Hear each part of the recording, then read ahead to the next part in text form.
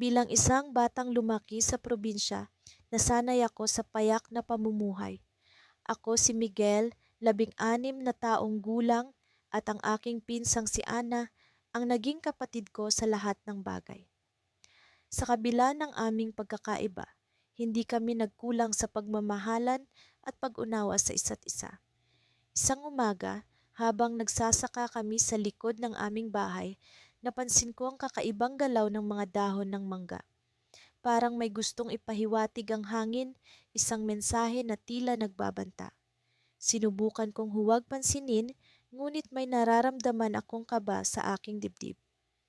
Habang abala si Ana sa pag-aalaga ng mga tanim, napansin kong masyado siyang tahimik. Ana, okay ka lang ba? Tanong ko sa kanya. Binalot ng katahimikan ang paligid bago siya sumagot. Miguel, may nararamdaman akong hindi maganda. Parang may mangyayaring masama, sabi niya habang nakatingin sa malayo. Bago pa man ako nakapagsalita, isang matandang babae ang biglang lumitaw mula sa mga puno. Ang kanyang buhok ay puting-puti at ang kanyang mga mata ay tila may misteryo. Huwag kayong matakot, mga bata, sabi niya sa amin. Ako si Lola Cora, tagapangalaga ng lupaing ito. Dumating ako upang magbigay ng babala.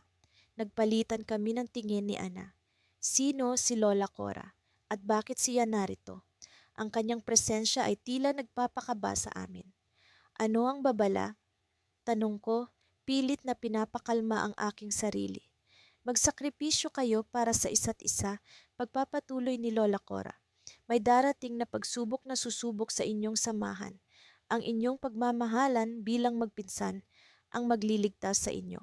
Sa likod ng kanyang mga salita, ramdam ko ang bigat ng responsibilidad. Ano ang ibig sabihin ng sakripisyo? Paano namin ito haharapin?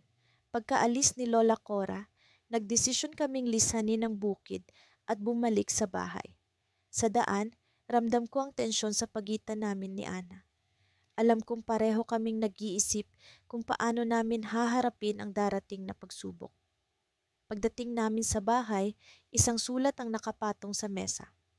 Ang sulat ay mula sa isang institusyon na nag-aalok ng scholarship para sa mga kabataan sa lungsod.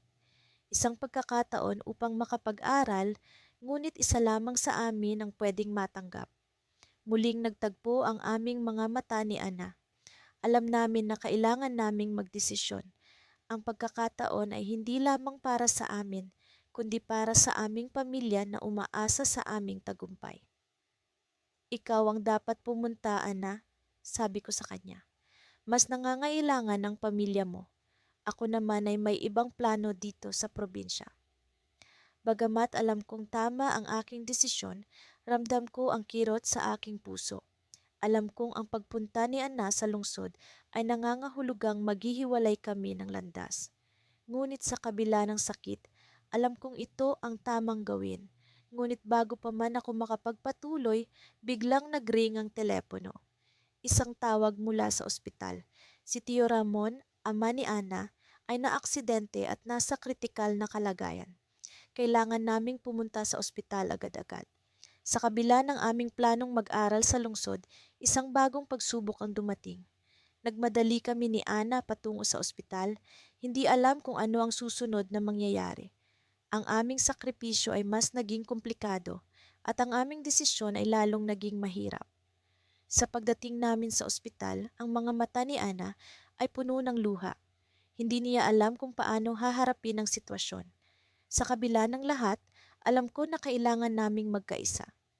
Ngunit sa aming pagpasok sa silid ng ospital, isang hindi inaasahang pangyayari ang naganap. Ang mukha ng doktor ay puno ng seryosong ekspresyon at ang balita na kanyang ibinigay ay nagpatigil sa aming mundo.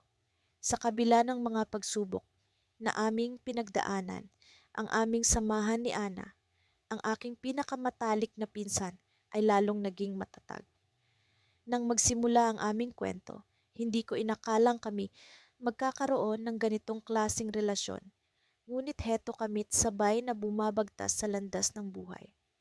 Ang bawat araw na magkasama kami ay puno ng mga karanasan na nagtuturo sa amin ng kahalagahan ng sakripisyo. Isang umaga, habang kami sabay na naglalakad patungong paaralan, napansin ko ang kalungkutan sa mga mata ni Ana. Hindi ko mapigilan ang sarili kong magtanong. Ana, may problema ba? Huminto siya saglit, tumingin sa akin, at saka tumugon. Natatakot akong hindi ko kayang ipasa ang darating na pagsusulit sa matematika. Alam mo namang hirap ako sa subject na iyon. Alam kong si Ana ay nag-struggle sa matematika. Noong una pa lamang ay sinikap na niyang mag-aral, ngunit sa kabila ng kanyang pagsisikap, tila ba hindi sapat ang kanyang mga ginagawa. Kaya't ng mga oras na iyon, nagdesisyon akong tulungan siya. Sa tingin ko, kailangan nating mag-aral ng mas maigi. Ano sa palagay mo kung mag-aral tayo tuwing hapon pagkatapos ng klase? Nakita ko ang pag-aalinlangan sa kanyang mukha, ngunit ng kalaunan ay sumang-ayon siya. Sige, pero sana hindi ito masyadong makaabala sa'yo. Ngumiti ako sa kanya. Huwag kang mag-alala, hindi ito abala. Magkaisa tayo, hindi ba? Sa mga susunod na araw, nagsimula kaming mag-aral ng sabay. Bawat hapon, pagkatapos ng klase, naglalaan kami ng oras para pag-aralan ang mga math problems. Hindi madali ang proseso, ngunit naging masaya ito dahil sa mga tawanan at kwentuhan namin habang nag-aaral. Unti-unti, nakita ko ang pag-unlad ni Ana. Natutunan niyang magtiwala sa kanyang sarili at sa kanyang kakayahan. Unti-unti, natutunan ko rin kung paano maging mas mapagpasensya at mapagbigay. Isang araw, habang abala kami sa pag-aaral, sinabi niya ang isang bagay na hindi ko inaasahan. Alam mo, napagtanto ko na hindi lang ito tungkol sa pagsusulit. Naging mas matatag ako dahil sa suporta mo. Hindi ko alam kung paano tutugon sa kanyang sinabi. Sa halip, ngumiti lamang ako at hinawakan ang kanyang kamay. Lahat tayo ay natututo mula sa isa't isa, Ana. Hindi mo alam kung gaano mo rin ako natulungan. Sa kabila ng aming kasiyahan, hindi namin inaasahang darating ang mas malaking pagsubok. Isang gabi, nakatanggap ako ng tawag mula sa aking mga magulang. Sabi nila, kailangan naming lumipat sa ibang bayan dahil sa bagong trabaho ng aking ama. Ang balita ay dumagundong sa akin, tila ba dinurog ang aking puso. Paano ko sasabihin kay Ana ang tungkol dito? Kinabukasan, sinubukan kong maging kalmado habang kinakausap siya. Ana, may kailangan akong sabihin sa'yo. Nakita ko ang pag-aalala sa kanyang muka. Ano iyon? Huminga ako ng malalim. Kailangan naming lumipat sa ibang bayan. Sa susunod na linggo na. Tahimik siya saglit, tila ba nag-iisip. Pero paano ang pag-aaral natin? Hindi ko alam kung paano niya tatanggapin ang balita. Kailangan nating subukan ang distance learning. Maaari tayong mag-aral ng sabay sa pamamagitan ng video calls. Nakita ko ang lungkot sa kanyang mga mata, ngunit nakita ko rin ang determinasyon. Gagawin natin ang lahat para makapagpatuloy. Tama ba? Tumango ako kahit na ang aking puso ay puno ng pangamba. Alam ko na hindi ito magiging madali. Ngunit ang sakripisyo namin para sa isa't isa ay hindi matatawaran. Ito ang aming pangako kahit na hindi namin alam ang mangyayari sa hinaharap. Sa huli, ang aking pag-alis ay naging mas kaunti ang aming oras na magkasama, ngunit hindi nito nawala ang aming samahan. Sa kabila ng distansya, patuloy kaming nagsakripisyo para sa isa't isa at patuloy na natututo at lumalago. Ngunit isang gabi, habang kami ay nag-video call, isang hindi inaasahang mensahe ang natanggap ko mula kay Ana. May kailangan akong sabihin sa iyo bukas, isang bagay na magbabago sa lahat. Napatigil ako, ano kaya ang ibig sabihin ni Ana? Ano ang mangyayari sa aming samahan? Sa kabila ng aming mga sakripisyo, heto na naman ang isang pagsubok na kailangan naming harapin. Ngunit sa kabila ng lahat ng ito, alam ko sa puso ko na ang aming pagkakaibigan ay hindi basta-basta matitibag. Ngunit ano nga kaya ang pagbabago ito? Pagkatapos ng nangyari sa aming bukirin, Naramdaman ko ang bigat ng responsibilidad sa aking balikat. Hindi ko inaasahan na ang simpleng pagbisita ni Leo, ang aking pinsan, ay hahantong sa isang mas malalim na koneksyon at mas seryosong mga pangako. Sa aming pag-uusap noong gabing iyon, naramdaman ko ang kanyang pag-aalala para sa aming pamilya. Hindi siya marunong magsinungaling, kaya't kitang-kita ko sa kanyang mga mata ang taos-pusong kagustuhang tumulong. Sa kabila ng kanyang sariling mga problema sa Maynila, nagdesisyon siyang manatili sa amin ng mas matagal upang makapagsakripisyo para sa aming pangarap na buhayin muli ang aming lupain. Sa mga sumunod na araw, nagpatuloy kami sa pag-aalaga sa mga tanim. Halos araw-araw ay natutunan namin ang halaga ng pagsisikap at pagtutulungan. Ang init ng araw ay hindi alintana, bagkus. Ito ay nagbigay ng inspirasyon sa amin para mas lalong pagbutihin ang aming gawain. Sa kabila nito, hindi ko maiwasang mapansin ang pagkapagod ni Leo. Alam kong sanay siya sa ibang klasing buhay sa lungsod, ngunit hindi siya nagreklamo kahit kailan. Sa halip, palagi siyang nakangiti at nagbibigay ng lakas ng loob hindi lamang sa akin, kundi pati na rin sa aking mga magulang na unti-unti nang bumabalik ang sigla.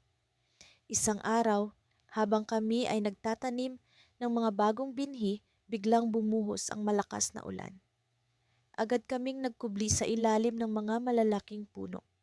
Sa gitna ng ingay ng ulan, narinig ko ang tinig ni Leo. Alam mo, pinsan, natutunan ko dito ang tunay na kahulugan ng sakripisyo. Hindi lamang ito tungkol sa pagod ng katawan, kundi pati na rin sa pagmamahal na ibinibigay mo para sa ibang tao. Napatingin ako sa kanya at naramdaman ko ang lalim ng kanyang sinasabi. Hindi ko alam kung paano ko magagampanan ang lahat ng ito kung wala ka. Ang sagot ko habang pinagmamasdan ang mga patak ng ulan na bumabagsak sa lupa. Ang mga araw ay mabilis na lumipas at sa bawat araw na iyon, palalim ng palalim ang aming pagkakaibigan at pag-unawa sa isa't isa. Hanggang sa dumating ang isang pagkakataon na hindi ko inaasahan. Habang kami ay nag-aayos ng mga kagamitan sa bukid, biglang dumating ang isang tawag mula sa Maynila. Si Leo ay kinakailangan na muling bumalik sa lungsod dahil sa isang emergency sa kanyang trabaho. Kitang-kita ko sa kanyang mga mata ang pagkabigla at pag-aalala. Hindi ko alam kung paano ko haharapin ang sitwasyong iyon, ngunit alam ko sa sarili ko na hindi ko siya pipigilan. Kailangan niyang tuparin ang kanyang mga obligasyon. Sa mga huling sandali bago siya umalis, nagkaroon kami ng tahimik na pag-uusap. Pinsan, alam kong mahirap ito para sa iyo, pero kailangan ko talagang bumalik. Huwag kang mag-alala, hindi kita pababayaan. Magpapadala ako ng tulong para sa inyo, ang kanyang sabi habang hinahawakan ang aking balikat. Salamat, Leo. Ang iyong sakripisyo ay hindi malilimutan. Mag-iingat ka doon, ang sagot ko habang pinipilit kong itago ang aking lungkot. Habang papalayo ang kanyang sasakyan, naramdaman ko ang kakaibang katahimikan sa paligid. Ang bukirin ay tila nanlulumo sa kanyang pag-alis. Ngunit alam ko sa kabila ng lahat, ang kanyang sakripisyo ay nagsilbing inspirasyon para sa akin na ipagpatuloy ang aming nasimulan. Mag-isa man, alam kong marami akong natutunan sa kanyang presensya. Isang gabi, habang nag-iisa ako sa aming balkonahe, biglang may dumating na liham. Ang pangalan ni Leo ang nakasulat sa sobre. Sa aking pagkagulat, hindi ko inaasahan ang nilalaman nito. Binuksan ko ang liham at nabasa ang kanyang mga huling habilin. Pinsan, alam kong mahirap ang mga darating na araw, pero gusto kong malaman mo na hindi ka nag-iisa. Ang aking sakripisyo ay para sa inyo. Magpatuloy ka, hindi ko alam kung kailan ako makakabalik, pero tandaan mo na lagi akong nasa tabi mo. Sa mga salitang iyon, napatigil ako. Ano ang ibig sabihin ni Leo? Bakit parang may malalim na dahilan ang kanyang sinabi? Nagsimula akong mag-alala at hindi ko maiwasang mag-isip kung ano ang tunay na nangyayari sa kanya sa Maynila. Ang liham na iyon ay parang may tinatagong mensahe na hindi ko mawari. Sa kabila ng lahat, alam kong kailangan kong magpatuloy. Ngunit ang tanong na bumabagabag sa aking isipan ay kung ano ang tunay na sakripisyo ni Leo para sa amin. Nang bumalik kami sa baryo mula sa Maynila, ramdam ko ang kakaibang lamig sa paligid. Parang may kung anong bumabalot na lungkot sa mga kabahayan, sa mga puno at maging sa mga mata ng mga tao. Hindi ko mawari kung ano talaga ang dahilan, ngunit may kutob akong may malaking pagbabago sa aming kinagisnang buhay. Ako si Ana, 16 na taong gulang, at kasama ko ang pinsan kong si Marco na pareho naming piniling bumalik sa baryo matapos ang mahirap na mga araw sa lungsod. Nagdesisyon kaming umuwi nang malaman naming nagkasakit ang lola. Siya ang nag-aruga sa amin mula pagkabata at hindi namin kayang hindi siya makita sa panahong ito. Pagdating namin sa bahay, agad kaming sinalubong ng mga luha ng aming mga magulang. Ana, Marco, salamat at nandito kayo, sabi ni Mama habang yakap ang lola. Malaki ang pangangailangan ng tulong ni lola. Hindi na siya makakakilos ng maayos. Hindi ko alam ang sasabihin. Parang biglang bumagsak ang mundo ko. Si Lola na siyang naging gabay at inspirasyon namin ay tila unti-unting nawawala sa amin. Sa kabila ng lahat, kailangan naming magpakatatag para sa kanya. Kasama ni Marco, nagpasya kaming gawin ang lahat para sa kanyang kalusugan. Sinimulan namin ang mga araw sa pamamagitan ng pag-aalaga kay Lola. Nauna akong gumising tuwing umaga upang ipagluto siya ng masusustansyang pagkain. Si Marco naman ang nagpapanatili ng kalinisan sa bahay, pati na rin sa paligid nito. Minsan, naglalakad kami sa tabi ng ilog upang makuha ang sariwang hangin na alam naming makakabuti para kay Lola. Sa mga gabing tahimik, madalas kaming magkwentuhan ni Marco tungkol sa mga alaala naming kasama si Lola. Mula sa kanyang mga kwento ng kabataan hanggang sa mga aral na ibinahagi niya sa amin. Lahat ng ito'y tila bumabalik sa amin. Sa kabila ng lungkot, naroon ang pag-asa namin na bumuti ang kanyang kalagayan. Isang gabi, habang nakaupo kami sa sala, bigla akong nakaramdam ng kakaibang init sa aking dibdib. Marco, bulong ko sa kanya, parang may mali. Tumango si Marco, tila nadarama rin ang aking nararamdaman. Sa mga oras na iyon, nagpasya kaming pumunta sa kwarto ni Lola. Pagbukas ng pinto, nakita namin si Lola na nakaupo sa kanyang kama, nakatingin sa labas ng bintana. Mahal kong mga apo, wika ni Lola, may bagay akong gustong ipagkatiwala sa inyo. Nagkatinginan kami ni Marco, ano kaya ang nais iparating ni Lola? Lumapit kami sa kanya at sa kamay niya hawak ang isang maliit na kahon. Sa loob nito ay may isang medalyon na matagal na niyang itinatago. Ito ay simbolo ng sakripisyo at pagmamahal, wika niya habang iniabot ito sa amin.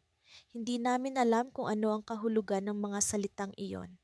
Ngunit naramdaman ko ang bigat ng responsibilidad na kaakibat ng medalyon. Marco, Ana, ang medalyong ito ay nagdadala ng kapangyarihang protektahan ang ating pamilya. Ngunit kailangan ninyong magsakripisyo para ito'y maging epektibo. Naguluhan kami ni Marco. Sakripisyo? Anong klaseng sakripisyo ang kinailangan para sa isang medalyon? Sa kabila ng aming pag-aalinlangan, naroon ang determinasyon naming alagaan si Lola at ang aming pamilya. Lumipas ang ilang linggo, patuloy ang aming pag-aalaga kay Lola.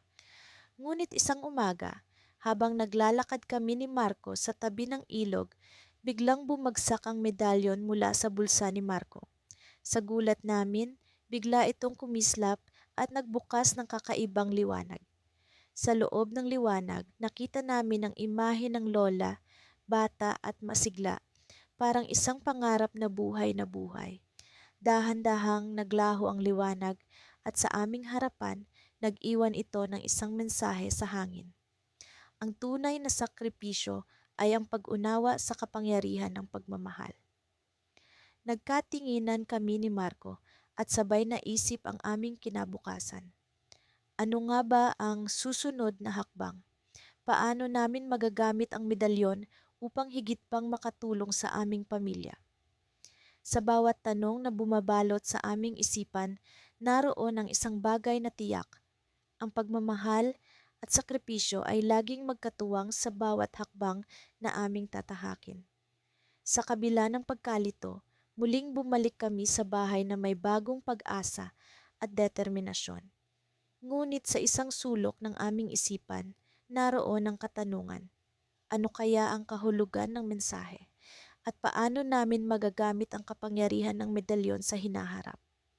Ang mga tanong na ito ang nag-iwan sa amin sa isang cliffhanger na tila naghihintay ng kasagutan sa mga susunod na araw. Sa kabila ng lahat ng nangyari, nanatili pa rin ang matibay na ugnayan namin ni Carlo. Kami magpinsang lumaki na parang magkapatid at sa bawat hamon na aming hinarap, lalo lamang tumatatag ang aming samahan. Subalit, hindi namin inaasahan ang pagsubok na darating na susubok sa hangganan ng aming pagkakaibigan. Nagsimula ang lahat nang tumanggap si Carlo ng alok na mag-aral sa isang prestihiyosong paaralan sa Maynila. Isang pagkakataon na matagal niyang pinangarap, ngunit alam kong hindi magiging madali para sa kanya ang pag-iwan sa aming bayan. Ako ang palaging nandiyan para sa kanya, ngunit sa pagkakataong ito, alam kong kailangan niyang lumayo upang tuparin ang kanyang pangarap. Ano sa tingin mo, Ana? Kaya ko bang balansihin ang pag-aaral at ang mga responsibilidad ko sa pamilya? Tanong ni Carlo habang tinitingnan ang sulat ng paaralan. Hinaplos ko ang kanyang balikat. Carlo, alam kong mahirap, pero alam ko ring magagawa mo. Nandito lang ako, susuporta sa iyo kahit saan ka magpunta. Hindi ko maitatanggi ang lungkot na bumabalot sa akin. Ang araw-araw na pagkikita namin, ang mga tawanan at ang hindi matapos-tapos na kwentuhan ay magiging alaala na lamang. Ngunit alam kong kailangan kong magsakripisyo para sa kanya. Ito ang pinakamabuting desisyon para sa kanyang kinabukasan. Isang linggo bago siya umalis, sinamahan ko si Carlo sa paghahanda. Naging abala kami sa pagbili ng kanyang mga gamit at sa bawat galaw, nararamdaman ko ang bigat ng desisyon. Ngunit hindi ko ipinakita ang aking pag-aalala. Sa halip, pinuno ko ang bawat sandali ng saya at pag-asa. Dumating ang araw ng kanyang pag-alis. Habang papalapit kami sa terminal, hindi ko mapigilan ang luha na pumatak. Nakita ko rin ang pag-aalala sa mga mata ni Carlo. Ana, salamat sa lahat. Hindi ko makakalimutan ang mga sakripisyo mo para sa akin. Carlo, hindi ito paalam. Ito'y simula ng iyong bagong paglalakbay. Magpapalitan tayo ng mga kwento at babalik ka ng mas matagumpay. Sagot ko, pilit na pinipigilan ng aking damdamin. Habang papalayo ang bus na sinasakyan niya, naramdaman ko ang kawalan. Ngunit alam kong kailangan kong maging matatag. Sa bawat sakripisyo, may kapalit na pag-asa. Lumipas ang mga buwan at palagi kaming nag-uusap ni Carlo. Sa tuwing magkausap kami, nararamdaman ko ang kanyang kasiyahan at mga bagong karanasan. Ako naman, abali sa pagtulong sa aming pamilya. Ang aming sakripisyo ay nagpatuloy, ngunit sa likod ng lahat ng ito, naroon ang pag-asa na magiging maayos ang lahat. Isang umaga, habang abala ako sa pag-aalaga sa aming tindahan, natanggap ko ang isang tawag mula sa isang hindi kilalang numero. Agad kong sinagot ito at laking gulat ko nang marinig ang boses ni Carlo. Ana, may malaking problema. Nanginginig ang kanyang boses at alam kong may nangyaring hindi maganda. Anong nangyari, Carlo? Tanong ko, pilit na hindi ipinapakita ang takot sa aking boses. May nangyari sa paaralan, hindi ko alam kung paano ko ito haharapin. Patuloy niyang sabi, tila nawawala ng pag-asa. Ang aking puso ay bumilis ang tibok. Hindi ko alam kung ano ang susunod na mangyayari, pero alam kong kailangan kong gumawa ng paraan upang tulungan si Carlo. Sa kabila ng distansiya, ang aming ugnayan ay hindi magpapatalo sa anumang pagsubok. Sa puntong iyon, Naisip ko na ang aming sakripisyo para sa isa't isa ay hindi natatapos. Sa halip, ito'y simula ng mas malaking hamon na darating. Hindi ko alam ang detalye ng problema ni Carlo, pero alam kong hindi ko siya pababayaan. Sa bawat pagsubok na darating, kami magkasama handang magsakripisyo para sa isa't isa. Habang nag-uusap kami, naramdaman ko ang bigat ng kanyang sitwasyon. Alam kong ito na ang oras upang ipakita ang tunay na kahulugan ng aming pagkakaibigan. Sa kabila ng lahat ng sakripisyo, hindi kami magpapatalo. Mapagtatagumpayan namin ito dahil kami magpinsang natutong magsakripisyo para sa isa't isa. Ngunit ang tanong ay, paano ko siya matutulungan kung hindi ko alam ang buong detalye ng problema? Sa likod ng aking isipan, naroon ang kaba at takot na baka hindi ko magawa ang tama. Ngunit sa bawat hakbang, sa bawat desisyon, alam kong kailangan kong magsakripisyo para sa kanya, gaya ng ginawa namin noon. Sa araw na ito, nagising ako sa hindi maipaliwanag na kaba. Parang may kung anong malaking mangyayari. Madilim pa sa labas, ngunit kita ko na ang pilit na pagpasok ng liwanag sa siwang ng aming kurtina. Agad akong bumangon at dali-daling nagbihis. Noong mga sandaling iyon, hindi ko pa alam na ang araw na ito ang maglalagay sa pagsubok sa mga naging desisyon namin ni Benji. Si Benji ay hindi lang basta pinsan para sa akin. Siya ang aking kakampi, kapatid, at matalik na kaibigan. Sa loob ng maraming taon, kami ay magkasamang humarap sa mga pagsubok ng buhay, lalo na nang pumanaw ang kanyang mga magulang sa isang trahedya. Mula noon, kami ay naging parang magkapatid na, palaging nagdadamayan. Kinaumagahan, nagkita kami ni Benji sa parke, sa paborito naming tambayan sa ilalim ng malaking puno ng akasya. Sa mga oras na iyon, may kakaibang lungkot sa kanyang mga mata na hindi ko mawari. May problema ba, Benji? Tanong ko, nag-aalala sa kanyang anyo. Nagtagal bago siya sumagot. May gusto sana akong sabihin sa iyo, pero hindi ko alam kung paano ko sisimulan, sabi niya, tila nag-aalinlangan. Sabihin mo lang, alam mong nandito lang ako, pag-aalo ko sa kanya. Huminga siya ng malalim bago nagsalita. Natatandaan mo yung scholarship na ina-applyan ko? Tanong niya. Oo, bakit? May balita na ba? Tanong ko, sabik na malaman ang resulta. Natanggap ako, sagot niya, ngunit hindi masilayan sa kanyang mukha ang saya na inaasahan ko. Sa halip, may bakas ng pag-aalala. Anong problema kung ganoon? Tanong ko, naguguluhan. Ang scholarship na ito ay sa ibang bansa, paalam ni Benji, tila may bigat sa bawat salitang bumibigkas, at kailangan kong umalis sa susunod na buwan para makapagsimula. Napahinto ako. Hindi ko alam kung ano ang isasagot. Sa isang banda, natutuwa ako para sa kanya dahil ito ang katuparan ng kanyang mga pangarap. Ngunit sa kabilang banda, hindi ko mawari kung paano ko haharapin ang mga darating na araw na wala siya. Benji, masaya ako para sa'yo. Ito na yung matagal mo nang inaasam, sabi ko. Pilit na itinatago ang lungkot na nararamdaman. Salamat, pero hindi ko alam kung kaya kong iwan ka dito, sagot niya, may pag-aalinlangan sa kanyang tinig. Magiging okay lang ako. Kailangan mong sundan ang pangarap mo. Pangungumbinsi ko sa kanya kahit na sa loob-loob ko ay nangangamba ako. Habang pinag-uusapan namin ang mga mangyayari, bigla naming naalala ang isang lihim na plano na ginawa namin noong mga bata pa kami. Isang plano na kahit hindi pa namin nasisimulan ay tila magiging susi sa aming mga kinabukasan. Naalala mo ba yung lihim nating proyekto? Tanong ni Benji habang nakangiti, tila may naisip na ideya. Oo, yung plano nating makatulong sa mga kabataan sa barangay? Sagot ko, naaalala ang mga pangarap naming gawing mas maunlad ang aming komunidad.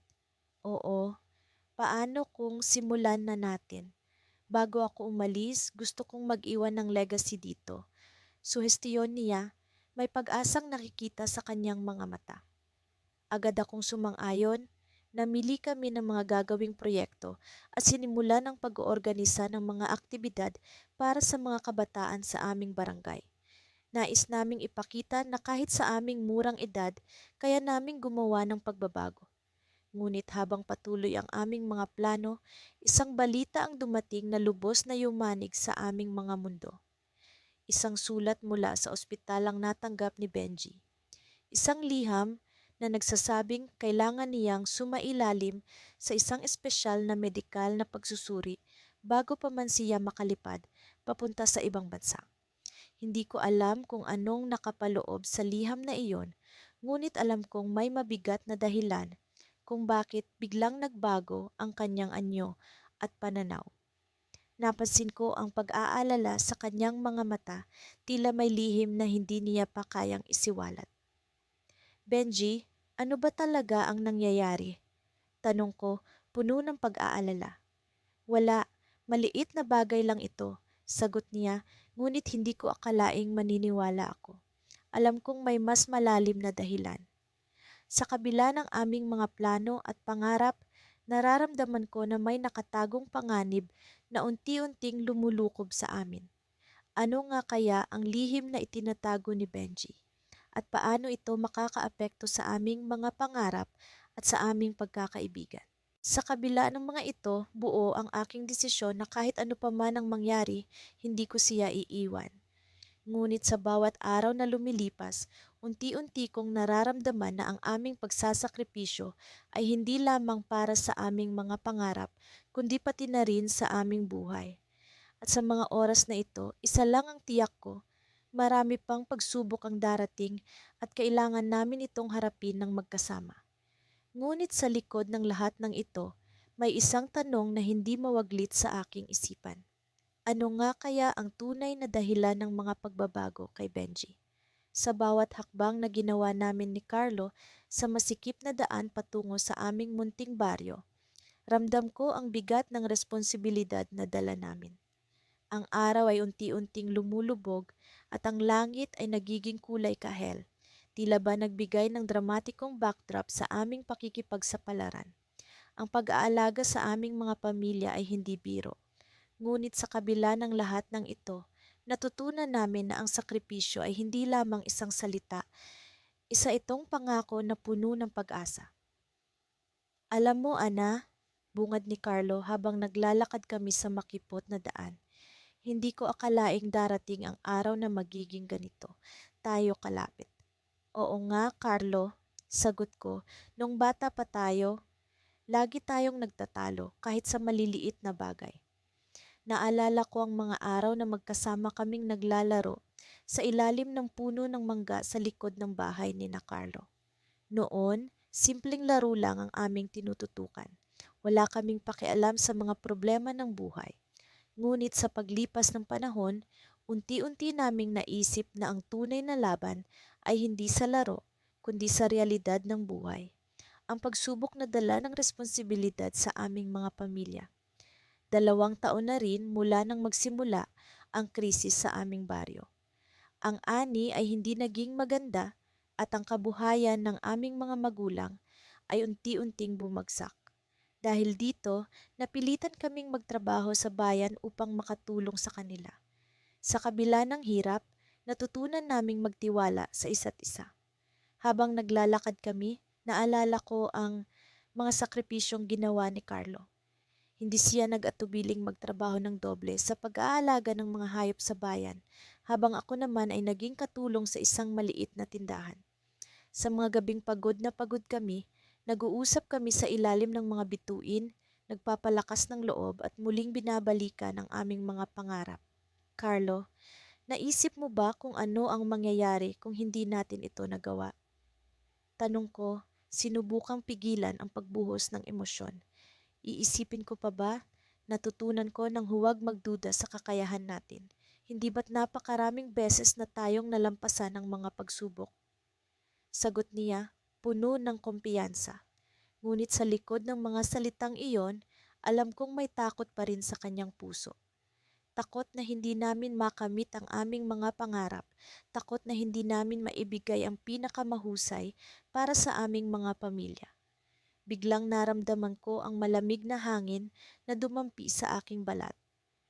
Napansin ko rin ang kakaibang katahimikan sa paligid. Waring may hindi pangkaraniwang nangyayari. Nagkatinginan kami ni Carlo. Muli kong naramdaman ang pag-aalala sa kanyang mga mata. Wala ka bang napapansin, Ana? Tanong ni Carlo, bahagyang nag-aalala. Parang may kakaiba nga, sagot ko habang sinisiyasat ang paligid. Habang patuloy kaming naglalakad, biglang may narinig kaming tunog ng mga yabag mula sa likuran. Agad kaming nagmadali, ngunit kahit anong bilis ng aming hakbang, tila ba may sumusunod sa amin. Ang kaba ay unti-unting bumalot sa aming dibdib. Carlo, bilisan natin! Sigaw ko, pero sa kabila ng takot, hindi namin kayang talikuran ang nangyayari. Nang bigla, isang pamilyar na boses ang lumitaw mula sa dilim. Ana, Carlo, mag-ingat kayo.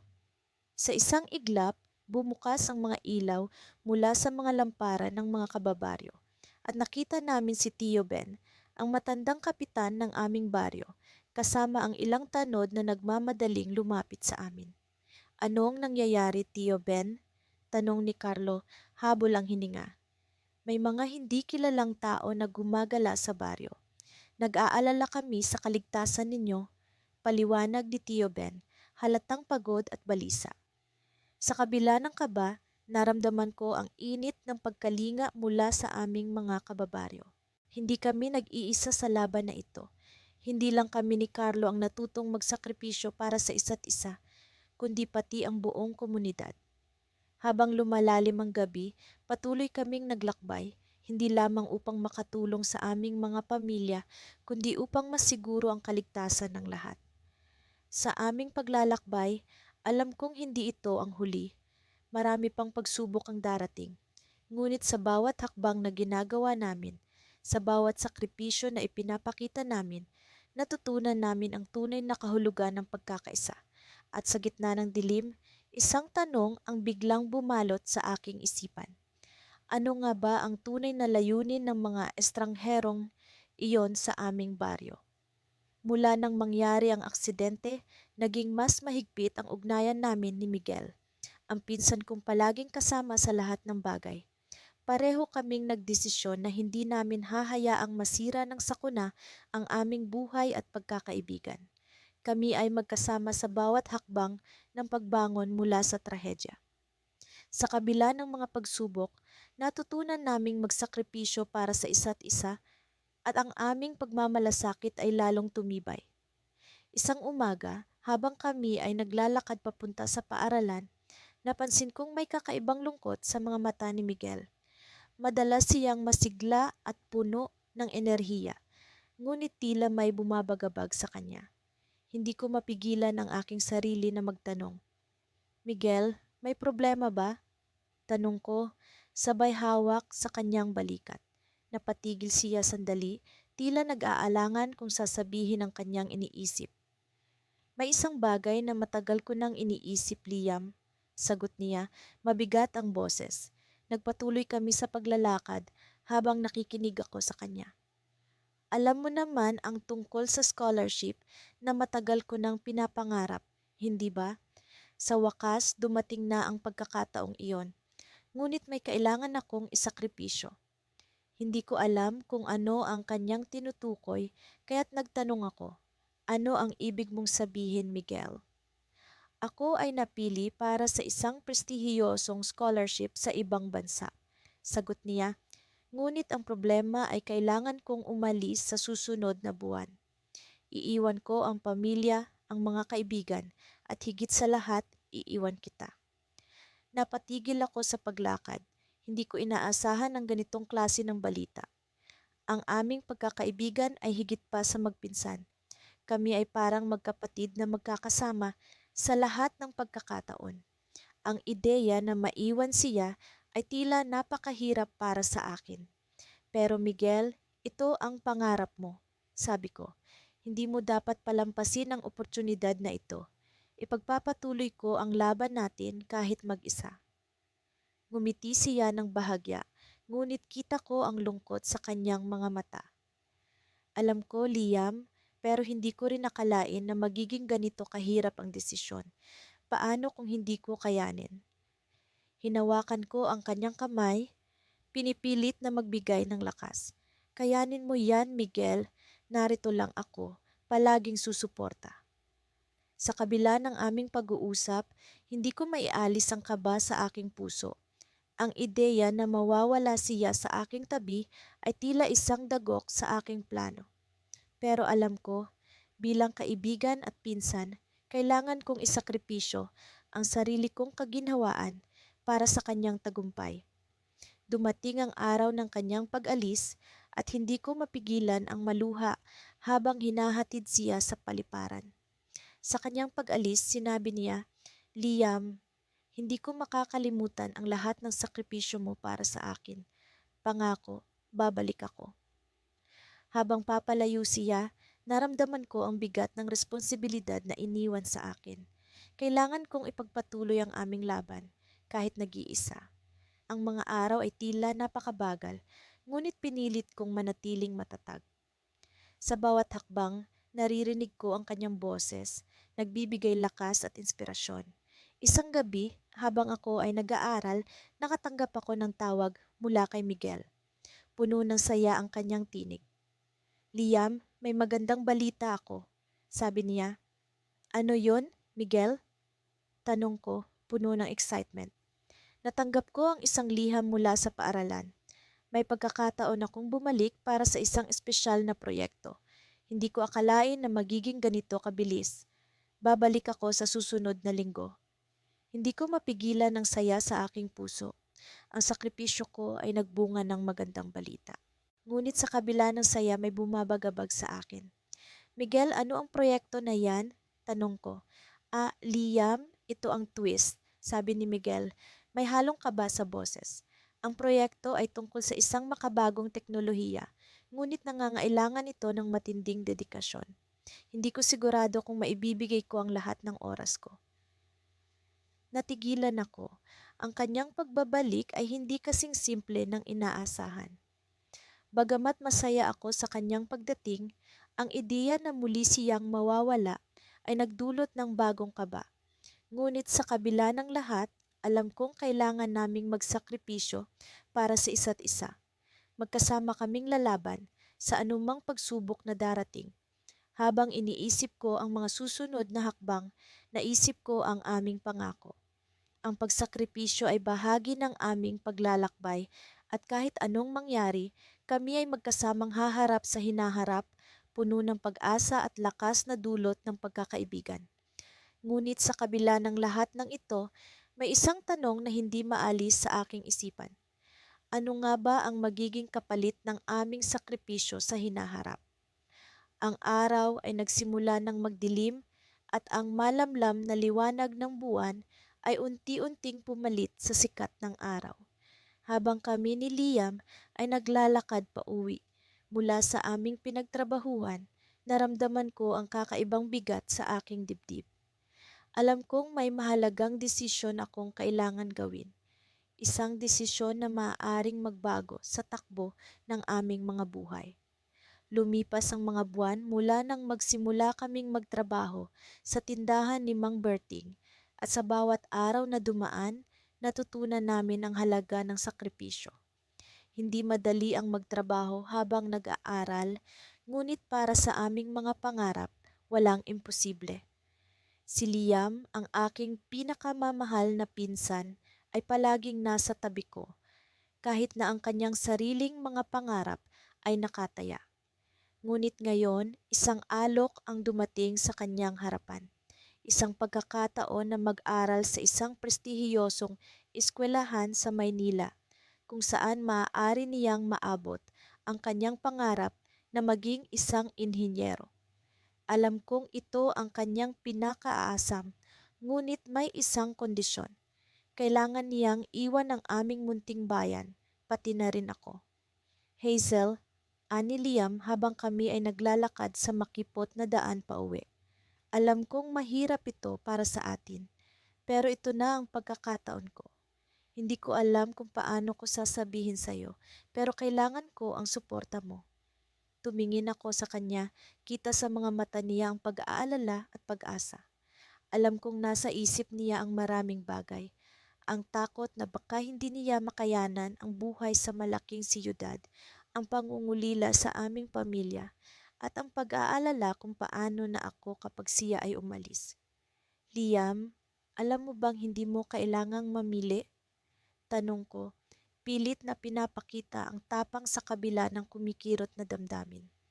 Ngumiti siya, ngunit alam kong pilit iyon. Kaya ko ito, Hazel, para sa ating dalawa. At kapag nakapagtapos ako, babalik ako para tuparin ang pangarap natin, ang magkaroon ng mas magandang buhay para sa pamilya. Naramdaman ko ang panginginig ng aking kamay. Alam kong kailangan kong suportahan siya sa desisyon ito, kahit na sa likod ng isip ko'y may takot na baka hindi na siya bumalik.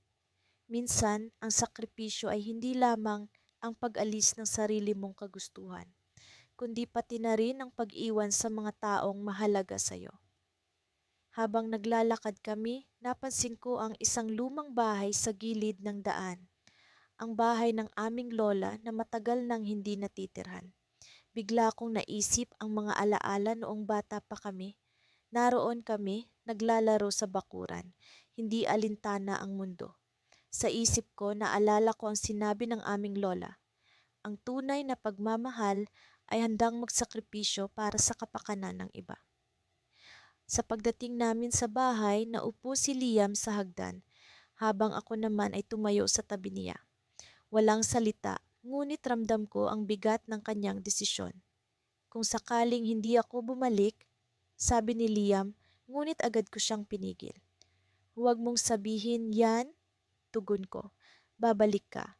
Pinapangako ko sa'yo, lagi kitang susuportahan. Ano man ang mangyari, magkakaroon tayo ng mas magandang buhay. Ngunit sa likod ng mga pangako, may isang lihim akong itinatago. Sa loob ng aking bulsa, hawak ko ang liham na natanggap ko mula sa isang universidad sa Maynila. Sa parehong universidad kung saan nag-a-apply si Liam. Isang alok para sa scholarship, ngunit kailangan kong tanggihan. Alam kong mas kailangan ito ni Liam at sa aking desisyon, nais kong ipakita ang tunay na sakripisyo para sa kanya. Hindi ko alam kung kailan ko siya sasabihan o kung sasabihin ko pa. Ngunit sa ngayon, ang mahalaga ay ang kanyang pangarap. Ang aking lihim ay nanatiling nakatago, ngunit ang aking puso ay puno ng pag-asa at tiwala na ang lahat ng ito ay para sa kanyang kinabukasan. Habang kami nakaupo sa hagdan, nagpasya akong ilihim ang lahat, isang sakripisyo para sa aming dalawa. Ngunit sa kabila ng aking desisyon, isang tanong ang patuloy na bumabagabag sa akin. Kailan ko siya sasabihan? At paano kung ang aking lihim ay magbago sa lahat? Sa ilalim ng malamlam na liwanag ng buwan, kami nakaupo at nagpatuloy sa aming pag-uusap, habang ang aking puso'y puno ng pag-asa na sa kabila ng lahat ng sakripisyo, ang aming pagmamahal at pagkakaibigan ay magpapatuloy. Ngunit isang balita ang dumating kinabukasan, isang balitang magbabago sa lahat. Simula nang magkasakit si Ate Leka, naging mas malalim ang relasyon naming magpinsan.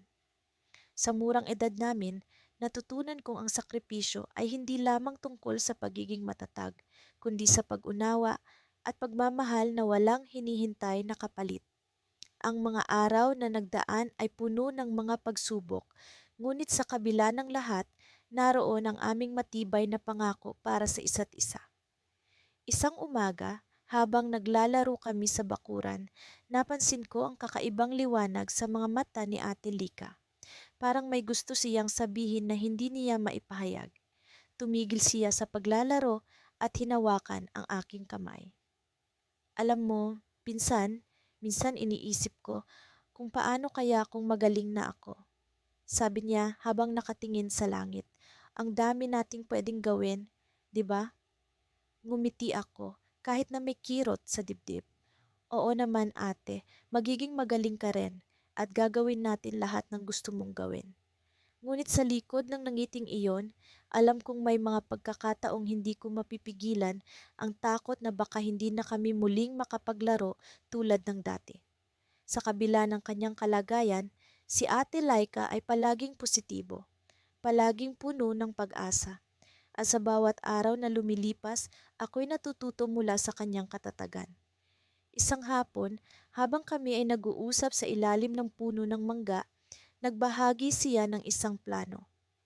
Alam mo, pinsan, may naisip akong paraan para mas maganda ang mga araw natin dito. Gusto kong gumawa ng munting hardin ng mga bulaklak para kahit hindi ako makalabas, may maganda akong tanawin mula sa bintana ko. Natuwa ako sa kanyang ideya kaya't agad kaming nagsimula. Naghanap kami ng mga buto ng bulaklak sa paligid. Sa bawat pagsisikap namin, naramdaman ko ang isang kakaibang koneksyon. Ang bawat pagtingin ko sa kanya habang nagtatanim kami ay puno ng inspirasyon. Si Ate Lika, sa kabila ng kanyang sakit, ay naging ilaw sa madilim kong mundo.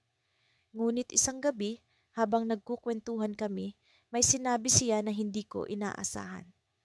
Alam mo, pinsan, may isang bagay akong hindi pa nasasabi sa'yo. Napatigil ako. Ano yon, ate? May pagkakataon na baka kailangan kong pumunta sa ibang bansa para sa gamutan.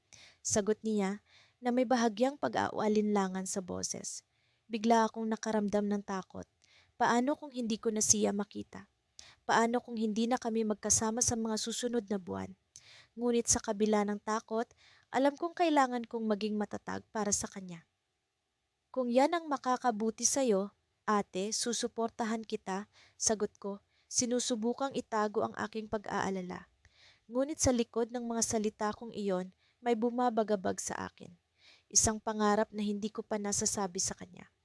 Matagal ko nang inaasam na makasama siya sa isang pagtatanghal sa paaralan kung saan kami ay magkasamang aawit. Isang bagay na nagbigay sa amin ng kagalakan sa kabila ng lahat ng pagsubok. Isang araw, habang nag-aayos kami ng hardin, nagdesisyon akong sabihin ito sa kanya. Ate, may isa pa akong pangarap. Gusto ko sanang makasama ka sa pagtatanghal ko sa paaralan. Napangiti siya. Pinsan, kahit ano pa yan, susuportahan kita. Kahit saan man ako naroon. Ngunit sa likod ng nangiti niya, naroon ang isang lihim na hindi ko pa lubos na nauunawaan. Isang bagay na nagbigay sa akin ng kaba. Sa gabi, habang nag-iisip ako, biglang tumunog ang telepono. Isang tawag mula sa kanyang doktor. May bagong balita. Hindi ko alam kung ito ba ay magbibigay pag-asa o magdadala ng mas mabigat na pagsubok.